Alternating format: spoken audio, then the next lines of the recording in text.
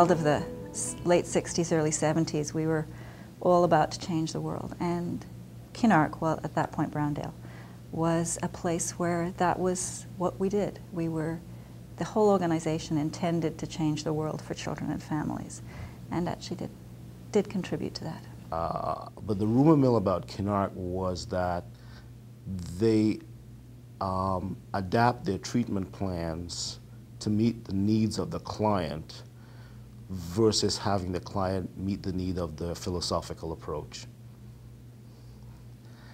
And to me, that was the big piece. And that's what I heard in the rumor mill, so I came and I checked it out and I stayed. Well, in those days, I remember actually I had my first interview on skis with Alan Valney. It's a memorable experience for me.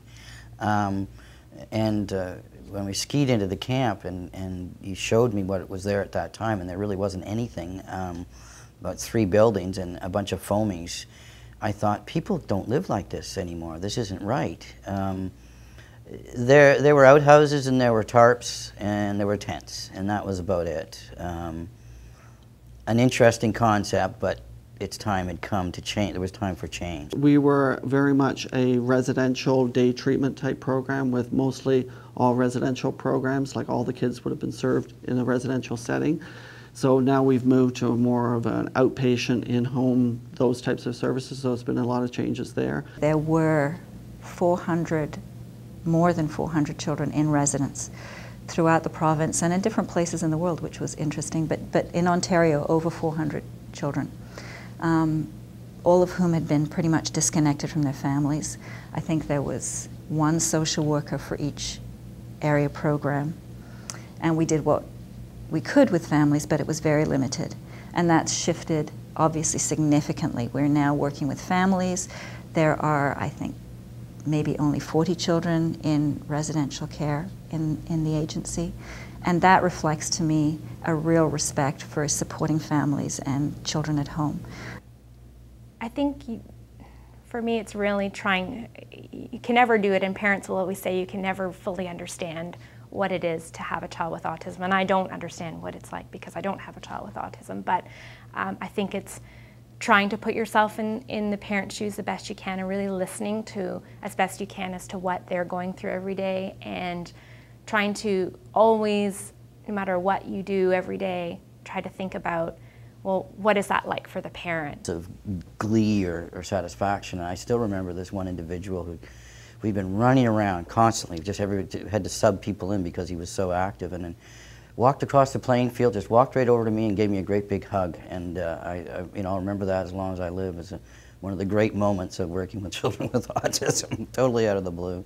Well, I think the best sharing moment I can give you is when I went to SILAPS during that strike. It opened up a whole new view of what the workers do. I was so impressed when I was there. Couldn't wait to get home and share it with whomever I saw, because that's when it really hit home, just what Kinark does. Oh geez, the clients, I find that the most exciting thing, day-to-day interaction with them, hearing about their successes, their failures, which is always a learning tool, which is what I try to point out. That included with their, with the staff team themselves. Watching that up and down, I wouldn't say battle, relationship that happens or builds, and sometimes it's tested with the clients and the staff and myself, can't be anything more exciting than that. Coming to work for the kids and the families we serve, that's the biggest reason why I get out of bed to come to work. Just knowing that every day there's something I might do or can do to make a difference in the lives of the people we serve. In the last number of years, there's been sort of a refocus toward the clinical work, and that's really exciting too, because some of us that have been here, for a number of years, are feeling that we were kind of getting lost in the numbers thing and losing sort of our clinical focus. And very exciting for us in the last few years is the clinical transformation. It's something that I think I recognized very early in my time at Kinark was needed, and was probably articulating in various ways that I wanted to happen, and never actually thought something like this would happen. And then when it happened, it was just so appreciated, you know, that the agency would set aside time, money, resources, people, and willfulness to make this happen. I would agree that Kinark is a big place to be. We have so many programs, so many specialties, so many services, so many different clients. I believe that if a big agency such as this has small working groups, has times where we could get together, general annual meetings, we have all staff meetings, things like that, it brings people together, and you're continually learning and meeting more people. I think that it's given me a broader perspective of outside of, say, my own program area, Peterborough, but what life's like, you know, in other program areas and with other professionals who have the same job as me. I think I got a great job.